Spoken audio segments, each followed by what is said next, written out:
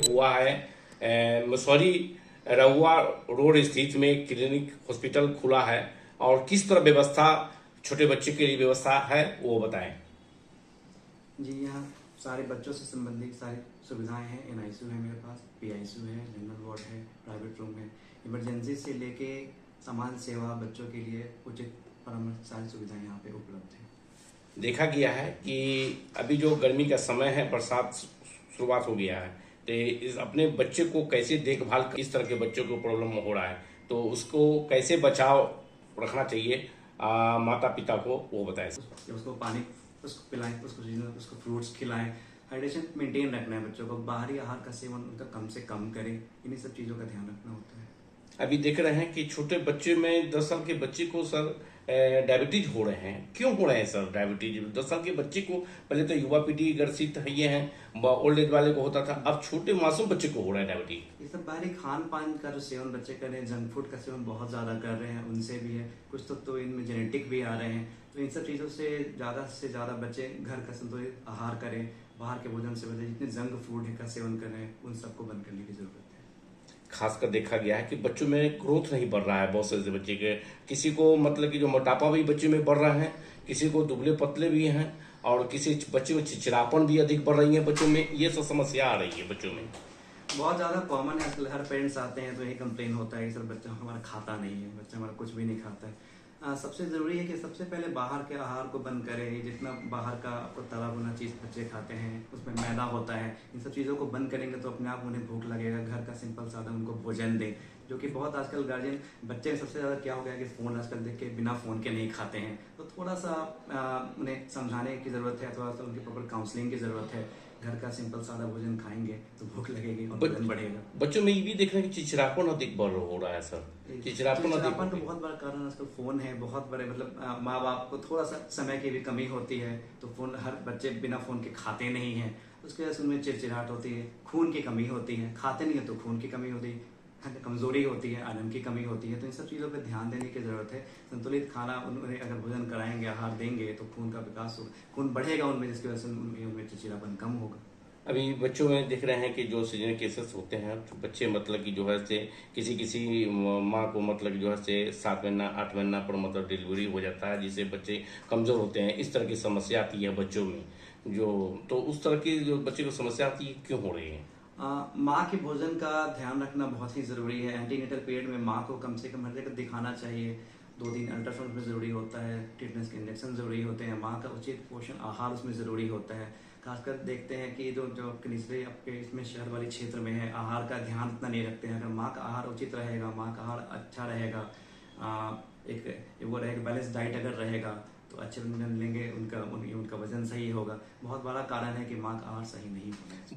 Fashion का दौर चला है हुआ है। अब कभी गाय भैंसी और मतलब कि अदर वो जो बाजार में बिकते हैं दूध, वो मतलब कि दूध का यूज कर रहे हैं। तो ऐसे माओं से क्या अपील करना चाहेंगे? खासकर यही अपील है कि अपने दूध पे रखे, अपना आहार अच्छा रखे। क्योंकि जो भी गर्भवती महिलाएं होती हैं या दूध पिलाने वाली महिलाएं होती हैं, उनको हमारी आपकी तुलना में 1.5 से 2 गुना उनको प्रोटीन उनको ज़्यादा चाहिए होता है।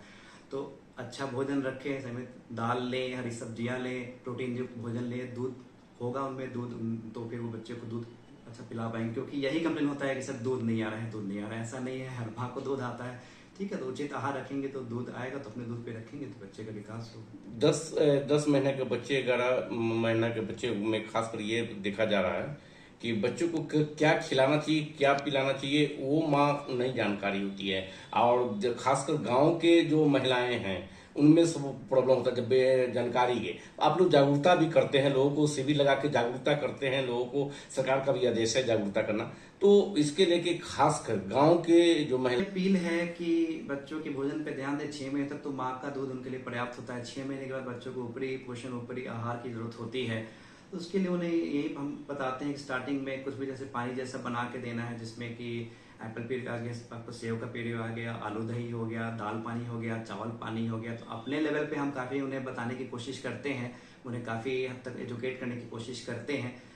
बट फिर भी स्टार्ट वो लोग करते हैं, जैसे बहुत आते हैं पेरेंट्स तो फिर जैसे बिस्किट दिया, ये दिया, तो बिस्किट वगैरह का ना करें, मैदा होता है। तो ये उचित जैसे दाल पानी से स्टार्ट करें, चावल पानी से स्टार्ट करें, आलू दही दे, प्यूरी बना के दें, एप्पल प्योरे दें, इन सब चीज़ों का अगर वो करेंगे। बहुत से ऐसे बच्चे हैं कि जो माँ मतलब कि जो सब सोचती है कि 9-10 महीना का हो गया, दांत नहीं निकला, और मतलब कि जो है से चल नहीं रहा है मेरा बच्चा, इस तरह की सब ये हो जाती है। तो उन माओं से क्या अपील करेंगे? इसमें घबराने की जरूरत नहीं है, क्योंकि 9-10 महीने भी बहुत एज नहीं है चलने के लिए। 1 साल पे बच्चे सारे के साथ खड़ा होते हैं, 14-15 महीने पे मतलब खुद से चलने लगते हैं। तो 9-10 महीने पे बहुत जल्द वो नहीं है, मतलब उसके लिए देरी नहीं है। तो थोड़ा सही उम्र पे हो जाएगा। और दांत भी 14 महीने तक का वक्त होता है दांत आने का। तो 12-13 महीने तक भी दांत अगर नहीं आता है तो घबराने की जरूरत उसमें नहीं है। हाँ, एक बार थायराइड जांच जरूर कराना चाहिए। माँ को थायराइड होता है तो हो सकता है कि अपनी ओर से मतलब कि जो है से खास के उन माँ पिताओं से क्या अपील करना चाहेंगे खासकर? जी नहीं, मतलब आहार के लिए बोल रहे हैं। हाँ। हाँ, आहार के लिए ये बताना चाहेंगे, एक तो खुद जब भी वो कंसीव करे, बच्चा पेट में आए, तो खुद अपने आहार पे सबसे पहले ध्यान दें। क्योंकि एक अच्छे बच्चे की शुरुआत एक अच्छी माँ से होता है। यहाँ का भोजन मतलब माँ अगर संयमित भोजन लेगी, माँ आहार अगर अच्छे से लेगी, माँ हिस्पुष्ट रहेगी, तो उनका बच्चा उनका अच्छा स्वस्थ पैदा होगा। तो माँ अपने भोजन पे ध्यान दें। एंटीनेटल 9 महीने बहुत ही जरूरी अच्छा भोजन लेना। और समय समय से जो भी टीके लगते हैं, टेटबैक के लगते हैं, जो भी आहार है, जो भी अल्ट्रासाउंड वगैरह है, समय समय पे कराएं। आयरन कैल्शियम की गोली खाएं, ताकि एक हेल्दी बच्चा उनको। आरबी मेमोरियल हॉस्पिटल में मतलब कि सुविधा से भरा ये है, 24 घंटा सर्विस मतलब कि दे रहे हैं यहाँ 24 घंटे 24/7 20 मतलब ओपीडी तो चलता ही है। इमरजेंसी सेवा 24। टाइमिंग सर क्या है क्लिनिक का इसका? टाइमिंग सुबह की 8 से लेकर के 10 बजे तक है, शाम में 5 से लेकर 9 बजे तक। ये तो ओपीडी की टाइमिंग है। और अस्पताल है तो कोई टाइमिंग ही नहीं है, 24/7 है, एनी टाइम। अच्छा सर बताएं। ये मैं डॉक्टर शानू प्रभाकर हुआ, मैं शिशु रोग विशेषज्ञ।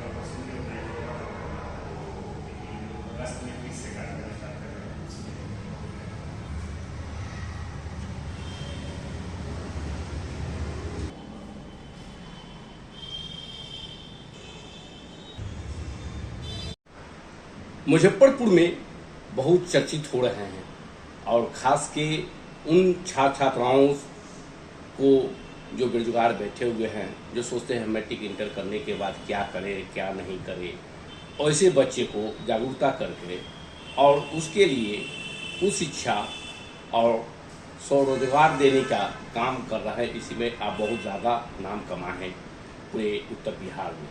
तो आज देखा गया है कि आज ओपनिंग किए हैं और मेडिकल लाइन से उन बच्चों को मतलब कि जो है शिक्षा दे रहे हैं कि जो कंपाउंडर बने, नर्स बने, और बहुत तरह के जो कोर्सेज हैं, कोर्सेज मतलब कि बच्चे करें और अपने भविष्य को उज्जवल बनाएं। तो आपकी ये सोच रही है और इसी सोच के लेके जब बच्चों को जागरूकता करते हैं। तो आज जो मतलब उद्घाटन हुआ है, किनके द्वारा हुआ है और किस तरह यहाँ पढ़ाई होगी, विस्तार से बताएं। जरूर। सबसे पहले आप सभी को धन्यवाद। एक्चुअली यह नर्सिंग कॉलेज 2011 से ही चल रही है, humanity care nursing and paramedical college के नाम से, जिसमें हम लोग ANM कोर्स कराते हैं बच्चों को। और आज का जो दिवस था वो मुख्य रूप से 2 उद्देश्य के लिए कार्यक्रम का आयोजन किया गया। प्रथम था कि जो विद्यार्थी ANM के कोर्स कर रहे थे और जिनका कोर्स समाप्त हो गया है, तो उनको उनका प्रमाण पत्र देना था। मतलब एक तरह से कहें तो ये फेयरवेल कार्यक्रम था उनके लिए। बाकी जैसे मैंने बताया कि humanity care nursing and paramedical college 2011 में ही स्थापित हुई थी और तब से ये लगातार 2012 प्रथम सत्र था, तब से लगातार आज 14 वर्षों से काम कर रही है। इसी बीच में हम लोगों ने 2023 में इसका एक और विंग्स को स्टार्ट किया था, ह्यूमैनिटी केयर अमीन ट्रेनिंग कॉलेज। और अभी पिछले वर्ष 2025 में हमने एक और संस्था का स्थापना किया, humanity care college of higher studies, जिसके अंतर्गत BJMC, DLIS, diploma in Arabic and Persian language, इसके साथ पंचायती राज अकाउंटेंसी, ये सारे कोर्सेस पिछले वर्ष प्रारंभ किए गए थे। आज का कार्यक्रम मुख्य रूप से इसलिए भी आयोजित किया गया था क्योंकि इस वर्ष हमें AICTE के द्वारा, AICTE मतलब all India council for technical education, new Delhi से हमें एफिलिएशन प्राप्त हुआ है, जिसके बाद हम अब BCA और BBA कोर्स का भी संचालन करेंगे। इस कोर्स के लिए Maulana Mazharul Haque Arabic and Persian university Patna से हमारी मान्यता है, तो इसके अंतर्गत हम BCA और BBA कार्यक्रम शुरू कर रहे हैं। मैंने बताया कि 2012 में ही हमने ANM कॉलेज की स्थापना किया था, तो उसके साथ इस वर्ष हम उसमें आपको GNM और BSc कोर्स भी ऐड करने का प्रयास कर रहे हैं, जिसकी मान्यता BUHS Bihar university of health science और BNRC Bihar nurses registration council से प्राप्त है। तो जैसा मेरा मानना है कि आपने कहा कि मैट्रिक इंटर किए हुए बच्चों के भविष्य के लिए, उनके स्वर्णिम भविष्य के लिए क्या किया जा सकता है और हम क्या कर रहे हैं। तो शिक्षा सभी प्रकार की समस्या बोलिए, सभी प्रकार का शोषण बोलिए, उनसे मुक्ति का एक माध्यम है, एक मार्ग है। परंतु दुर्भाग्यवश कई बार ऐसा होता है कि बच्चे उन शिक्षा को प्राप्त नहीं कर पाते हैं, क्योंकि उनकी वैसी माली हालत, आर्थिक स्थिति नहीं होती है। दूसरा कारण होता है कि शैक्षणिक संस्थान भी हर लोकेलिटी में उपलब्ध नहीं होता है। तो हम लोगों ने एक प्रयास किया कि अपने इस शहर में एक ऐसे संस्थान का निर्माण करें जिसमें वो सारे कार्यक्रम का संचालन किया जा सके जिसको करने के बाद बच्चे का भविष्य बेहतर हो सके। तो जो भी कार्यक्रम हमारे यहाँ ANM, अब ANM का हम उदाहरण बताएं तो आज बिहार के प्रत्येक जिला से हमारे विद्यार्थी हैं। आज 14 वर्षों के बाद हजारों विद्यार्थी हमारे यहाँ से पढ़ के पास आउट हो चुके हैं, उसका सेशन यही चल रहा है। तो इसमें AICTE का बड़ा अहम रोल होता है, तो उससे मान्यता प्राप्त है हमारी संस्था। तो BCA और BBA का फ्यूचर बड़ा ब्राइट है। BCA मतलब बैचलर ऑफ कंप्यूटर एप्लीकेशन और BBA मतलब बैचलर ऑफ बिजनेस एडमिनिस्ट्रेशन। तो आज के तारीख में कोई ऐसा क्षेत्र अब रह नहीं गया है जिसमें कंप्यूटर का उपयोग न हो रहा हो। तो ऐसे में आवश्यकता है कि बच्चे कंप्यूटर से संबंधित जो कार्यक्रम है उसको करें। और BCA अपने आप में एक ग्रेजुएट लेवल का कोर्स भी है, तो उनको एक ग्रेजुएशन का डिग्री भी मिल जाता है, साथ में कंप्यूटर का बहुत डीप नॉलेज मिलता है कि उन्हें एक अच्छा रोजगार भी, नौकरी भी मिल सकता है और खुद वो अपना रोजगार स्थापित करना चाहे तो वो भी कर सकता है। तो आपकी यहाँ मतलब कि देखे हैं कि कई फ्लोर है और मतलब कि रूम भी है, तो जो बाहरी स्टूडेंट होंगे उसके लिए क्या सुविधा है? पूरी सुविधा है हमारे यहाँ। प्रायोगिक कक्षा हो, सैद्धांतिक कक्षा हो, उसकी पूरी व्यवस्था है। जैसे क्लासरूम्स है, प्रैक्टिकल के लिए लैबोरेटरीज बना हुआ है, हमारा अपना लाइब्रेरी है जिसमें तमाम प्रकार के पुस्तकें उपलब्ध हैं। बच्चे उसी में से लेकर के पढ़ के पुनः वापस कर देते हैं, उन्हें कई बार तो खरीदने की रहने की क्या व्यवस्था? रहने के लिए भी हमने हॉस्टल अभी इसी वर्ष से प्रारंभ किया है, तो जो बच्चे रहना चाहते हैं वो हमारे यहाँ रह भी सकते हैं। हमें स्टूडेंट क्रेडिट कार्ड के लिए भी प्रयासरत है, जो जल्दी ही हो जाने वाला है। तो वैसे बच्चे जिनकी आर्थिक स्थिति कमजोर हो तो वो उस माध्यम से भी अपनी पढ़ाई को जारी रख सकते हैं। परिचय बताएं। मेरा नाम सुरेंद्र लाल रघुनाथ या SL रघुनाथ हम बोलते हैं, और इस संस्थान की स्थापना हमने 2011 में किया था। मैं रहने वाला कुढ़नी का हूँ।